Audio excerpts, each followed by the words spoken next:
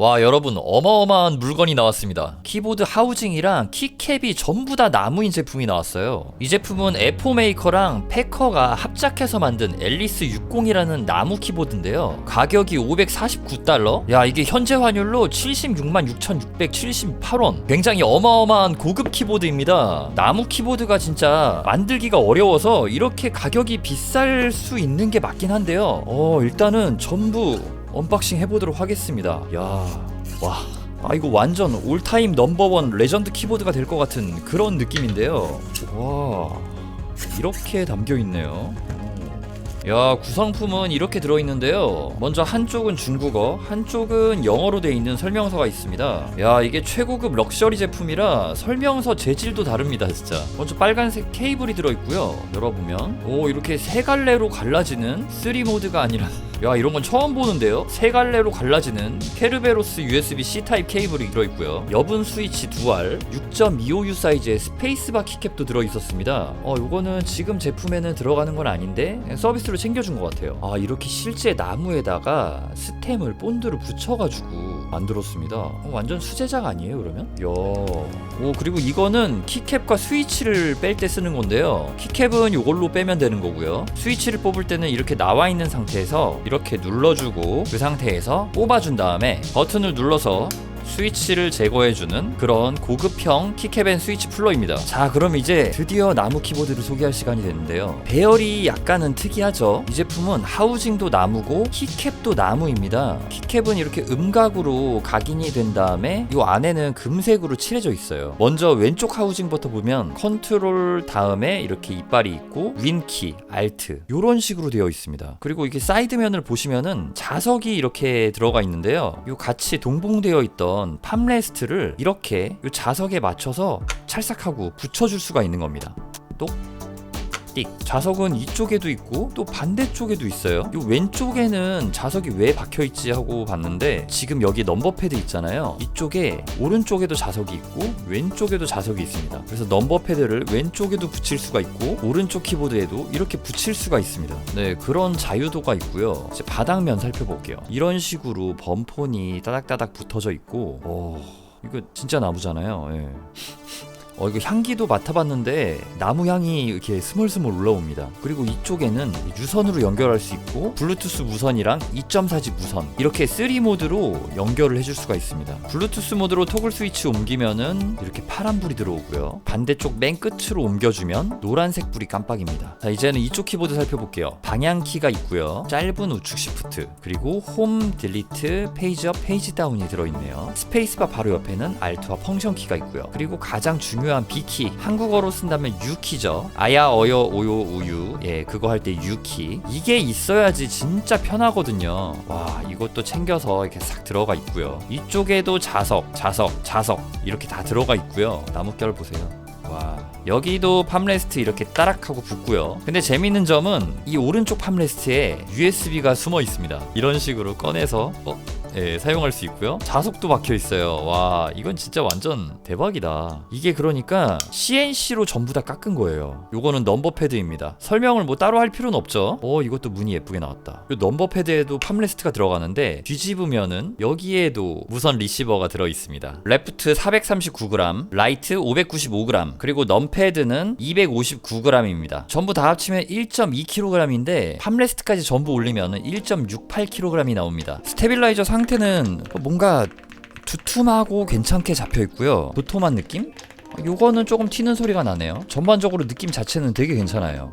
키보드를 살짝 힘줘서 눌러보면은 이렇게 푹신푹신 조금은 들어가고요. 여기도 마찬가지죠. 넘버 패드 가져와 볼게요. 넘버 패드는 그 느낌이 조금은 덜한 것 같아요. 키캡도 제거해 볼게요.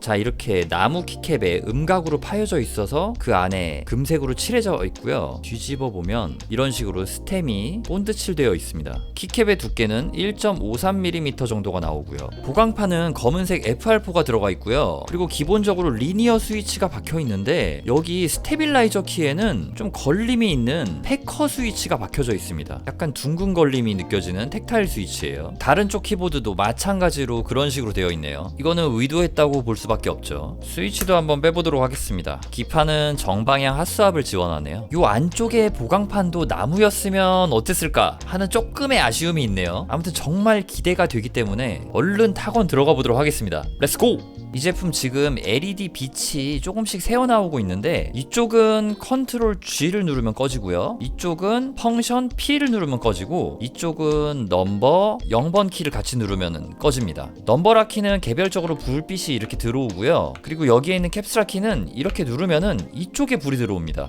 이렇게 불을 끄고 보면은 한 이 정도 밝기가 나오고요, 또 잘 보시면요, 요 사이드 부분도 아주 미세하게 불을 이렇게 꺼야지 좀 보일 정도로 정말 미세하게 불빛이 새어 나오고 있습니다. 자, 그럼 타건 들어가 볼게요.